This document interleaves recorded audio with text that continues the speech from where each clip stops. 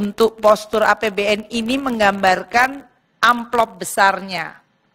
Tapi beberapa spesifik memang mohon maaf belum bisa dispesifikkan karena ada kan nanti memberikan kepada pemerintahan baru mengenai bagaimana nanti format kabinetnya, siapa yang akan in charge untuk program apa.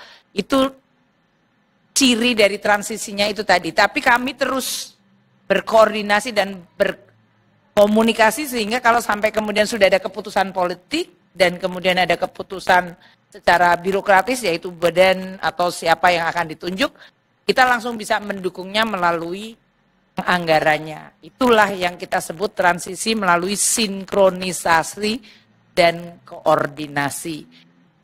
Selamat sore Bapak Ibu Menteri semuanya. Saya Givari dari Kumparan. Ada beberapa pertanyaan nih Pak.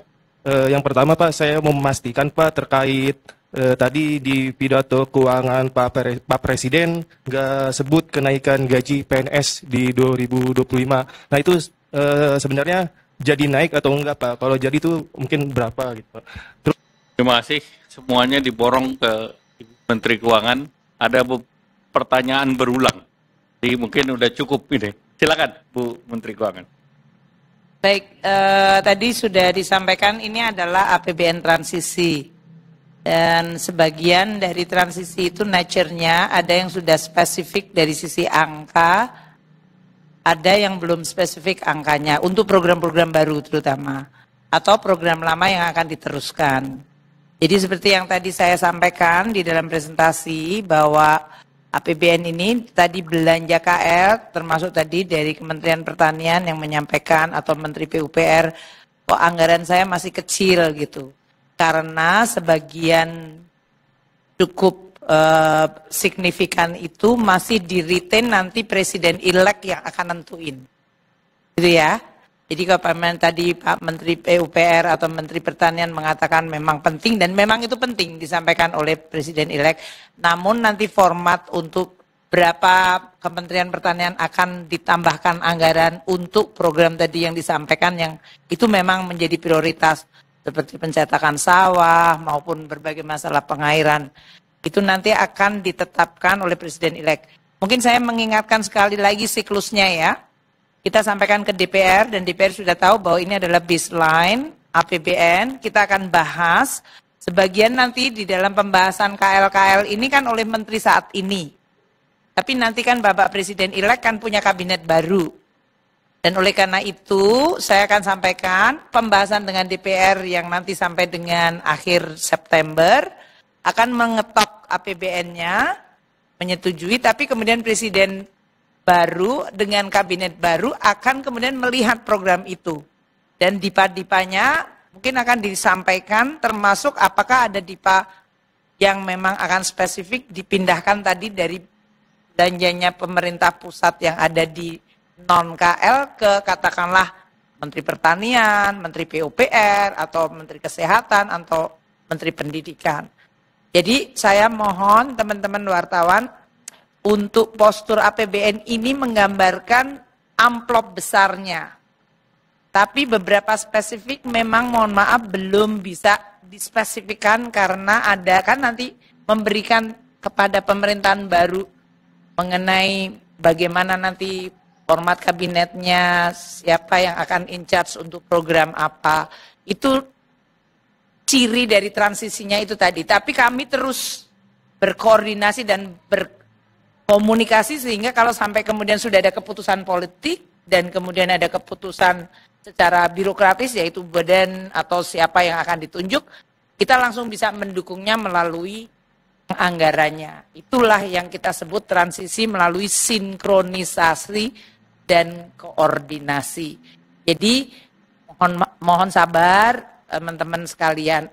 71 triliun siapa yang mengeksekut nanti akan diumumkan sendiri oleh Bapak Presiden terpilih atau nanti akan ada siapa yang akan menggunakan tadi yang detail. Makanya Pak Menteri Nadiem juga tidak menjelaskan karena kita sudah mengalokasikan di dalam format gedenya. Karena sekarang untuk keputusan proses siklus APBN harus ditetapkan oleh DPR. Namun juga masih ada di mana tadi presiden yang sekarang dengan kabinet sekarang dengan presiden baru. Jadi tadi yang disampaikan oleh teman-teman wartawan mengenai berbagai pertanyaan makanan bergizi gratis, mohon nanti menunggu agak sabar. Tapi tidak berarti belum ada apa-apa ya, sudah ada pergerakan, tapi memang bukan saya yang harus mengumumkan dan yang lain-lain itu. Untuk PPN tadi juga saya selalu sampaikan, Undang-Undang HPP sudah sangat menyampaikan dan itu sudah disampaikan di dalam kabinet, Bapak Presiden terpilih maupun Presiden sekarang sudah sangat fully aware mengenai Undang-Undang HPP itu.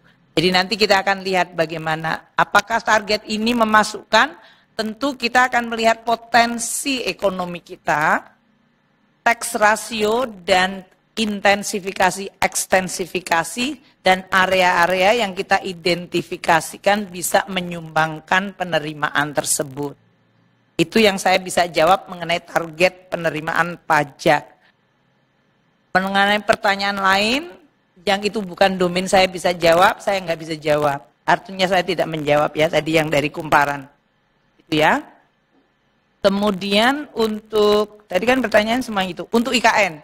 IKN juga sama. Kita masukkan dalam hal ini karena kemarin Bapak Presiden terpilih dengan Presiden Jokowi sudah bertemu, sudah sidang kabinet di IKN dan beliau punya komitmen.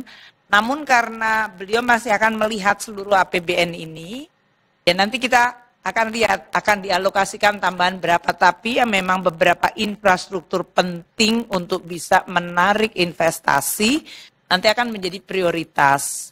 Apakah ruangannya seberapa besar, bagaimana akan kemudian dialokasikan melalui PUPR atau langsung di OIKN, itu nanti juga opsi-opsi yang bisa kita sampaikan atau berdasarkan kesiapan dari institusinya. Kemudian, jadi makanya kalau dilihat tadi IKN ini seolah-olah anggarannya jadi masih kecil. Karena itu saya sampaikan tadi semuanya di baseline kan.